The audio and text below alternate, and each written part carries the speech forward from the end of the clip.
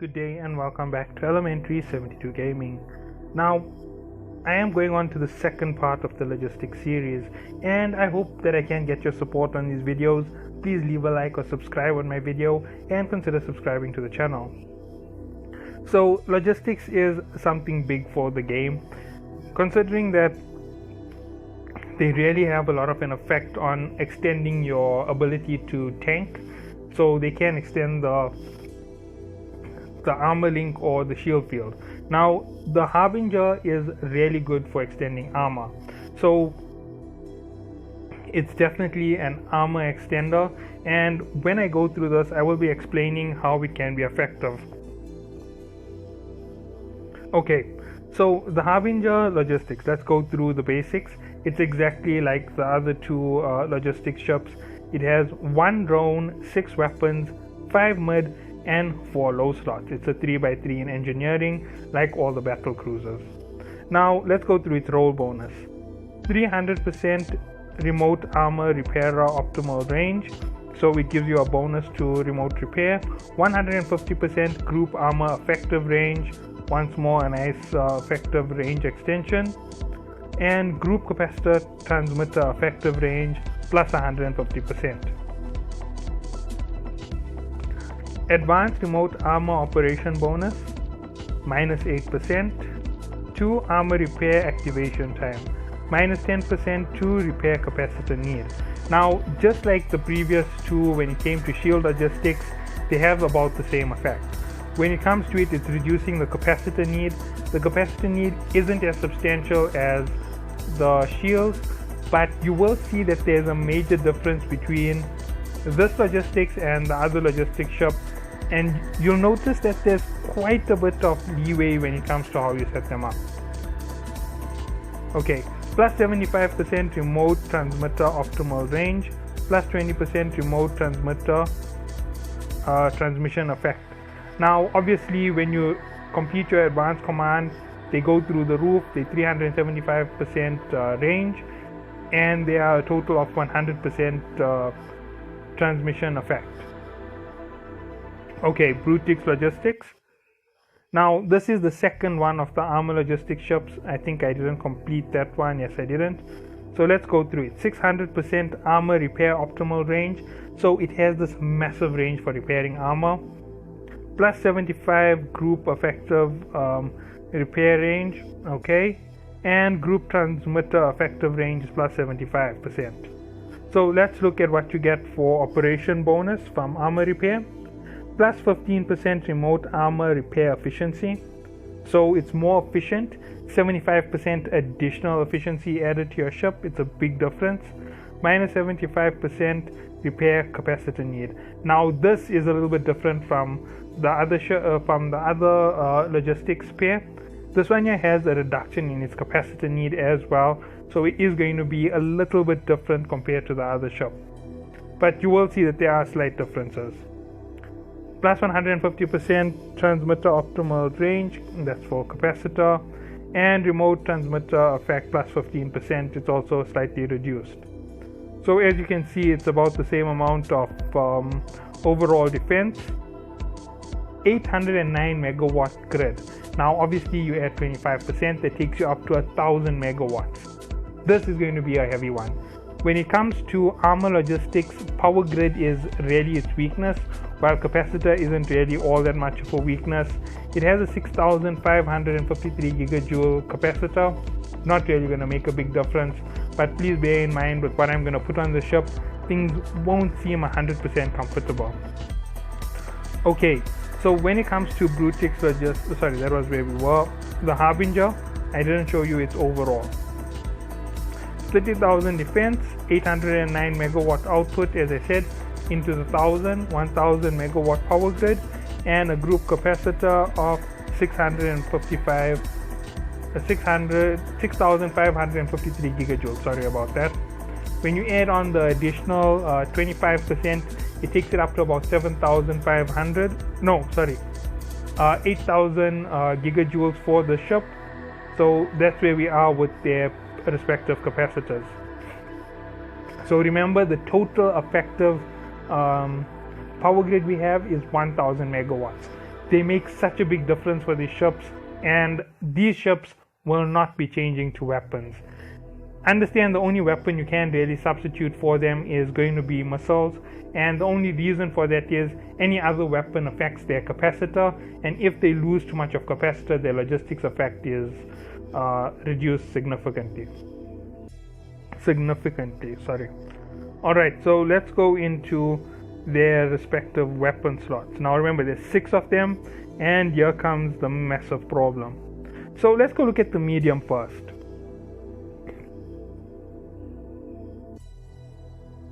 Alright, in medium there's 66 megawatts per one of these weapons. Right, 66 megawatts. Times it by 6, not really all that massive. Does leave you with quite a lot of the power grid remaining on the ship. It's really good for you, but don't really get your hopes up. That's only 336 megawatts down. It's not going to look good when you see the other option.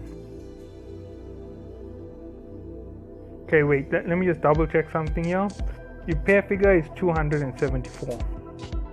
So let's look at the large. 238 megawatts. It's massive, right? Straight up, you can say it is unbelievably massive. Looking at the repair figure, 685. So yes, it's a nice big repair figure. Is it going to be a factor for you? No, it isn't. So when you look at it for the entire bonus, if you had to pair 2 of these on the ship, that's 468 megawatts. It leaves you with 350 megawatts to balance out the remainder of the ship. Not really all that stable. It is a good amount of heal, but it's nothing near the capacity of what you would get from all mediums.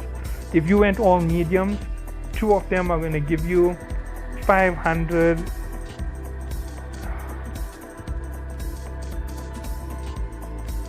That's 2, it's 550, so that's 1,500. So 1,500 from all 3. Their capacitor need is minimal, so 500 gigajoules. Okay, I'm going to work it out completely right now live with you. 550 going up, we're going to go to about 1,500 armor per activation, 264 gigajoules. I'm not going to do the reduction on capacitor. They're way lighter on capacitor than shield wraps. They all get to about 15,000. That's the standard with logistics. That's of just their standard capacitor. So 264, it's about the same thing, doubled. 528, 1,056,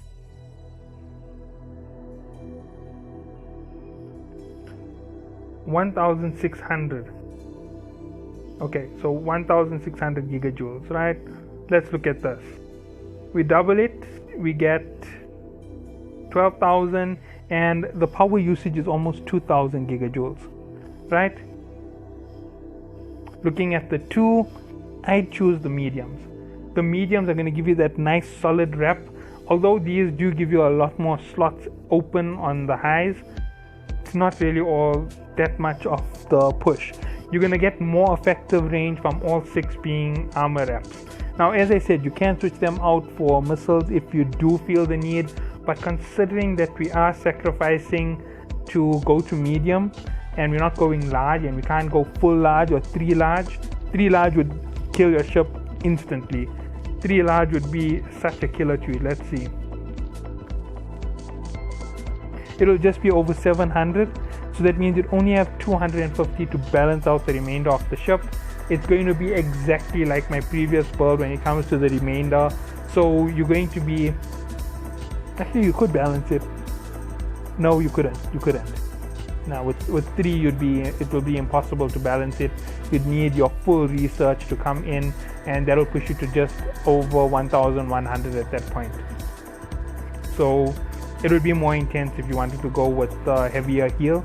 There would be 3 healers running at once, and you would beat the previous heal, but you won't have the same amount of effective heal as you would like. It does have a massive reduction to capacitor need from both the ships. but it isn't really going to give you what you're looking for. So let's go to mid slots, right? So one drone that's 1 megawatt, it's really not bother if you're going mediums, which I would suggest that is the best option for it, medium repairs. If you're going to go with the large repairs, remember you are going to be very conservative on your power grid. I'm not going to be going through that build. That is purely for you if you are going that route.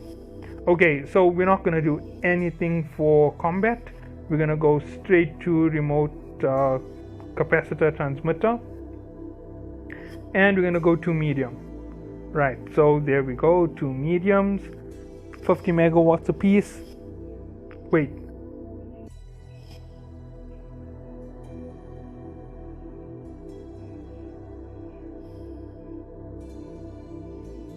megawatts piece, that makes it 100. I think I made a mistake on my previous video.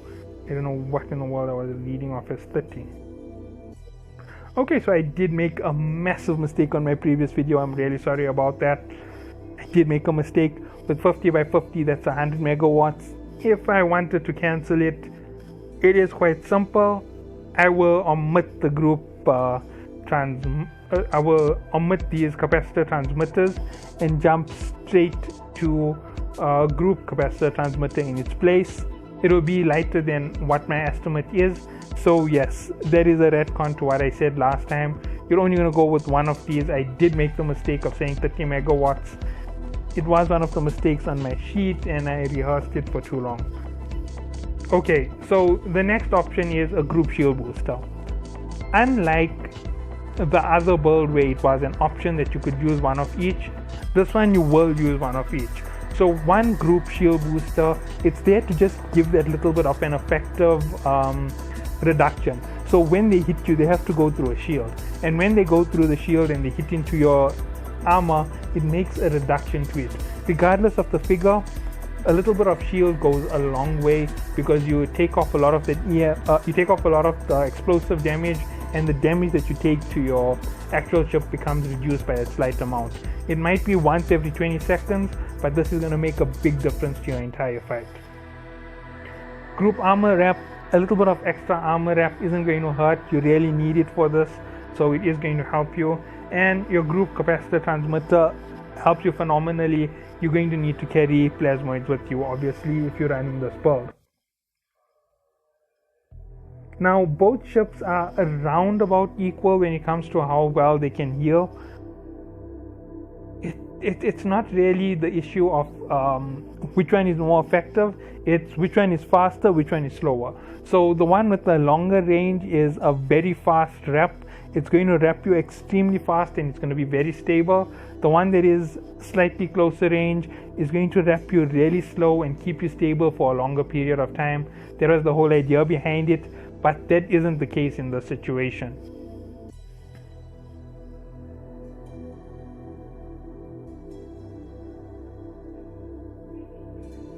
Okay, so the low slots. The low slots are quite simple for the ship. It's going to be one armor wrap medium. Obviously you can't go large, it's 1000 megawatts.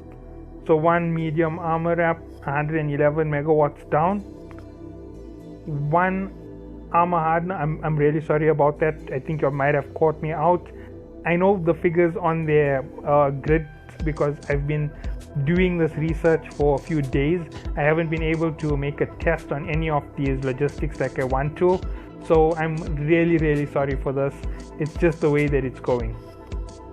Okay, and moving on to the last things which come onto this. You can always extend your capacitor a little bit with the capacitor with the capacitor battery. So a medium cap battery is 83 megawatts. You're still within that range even if you went large. And last but not least, you can throw on an afterburner, and you're now smooth sailing. It's a nice little acceleration for your ship. If you aren't going to go with the afterburner, you could always replace it with another armor wrap. Not really a big difference for you if you went with my build. If you went large, this is where everything comes into play. You can't go double armor wrap. You're going to go with the afterburner. It's the only option for you, unless you've extended your rigs, which I wouldn't interfere with. Now, because you are transmitting capacitor as well as transmitting your entire armor. These are the options for you. You could actually use these for your ship when it comes to the next part. For your rigs, you're going to go with the armor pump that's going to reduce the time needed for reps. You're going to increase the rep amount from your armor reps, and you are going to, last but not least, capacitor reduction, time reduction, and increased amount of rep. So that's the way that it goes. I'm not sure on the exact names. They confuse me like crazy. It always catches me when I try and mess around with rigs. And when it comes to engineering, as I said, they don't really have to be fast. They just have to be sustained. If you are using the afterburner, it's because you're going in brawling. You do have a limit on your speed, and that is your slowest ship. If it can't keep up, then that's the whole story. It's going to mean that you're going to brawl without the ability of logistics. So this is how it goes. 3 semiconductor control units, the massive capacitor increase once again boosts you right through the roof. You over the 8,000 mark. When it comes to it, you're gonna beat 12,000 gigajoules on the capacitor. Perfect for you. You're not gonna get taken down easy by anybody. It means your ship is gonna be really tough, and it's going to last for quite a bit when it comes to healing. The more capacity you have, the longer you can heal before you have to go into charge mode. Now, in terms of superiority between the armor and the shields, superiority goes to shields. Shields do have a smaller power grid, but they do outrank the other ships by quite a bit, and that's just because of the one small difference that they have. And as you can tell, that is the fact that they can use large reps for the shields, while the armor logistics can only use medium reps for the armor. And with that big advantage, if you use them together in conjunction in a fleet, you could have a massively advantageous fleet, because every time the shield goes down, the armor is going to be boosted, and they're going to have to keep changing targets. By the time the armor is down again, the shield is up on your guardian, and it makes the enemy have to switch targets very, very quickly, very, very often, and it will make a big difference to your overall fight. I hope that you all did enjoy. Catch you all in the next one when we go Guardians, and you will hear exactly where the point is. Remember that the more advantageous of the two goes to the shield logistics at the moment.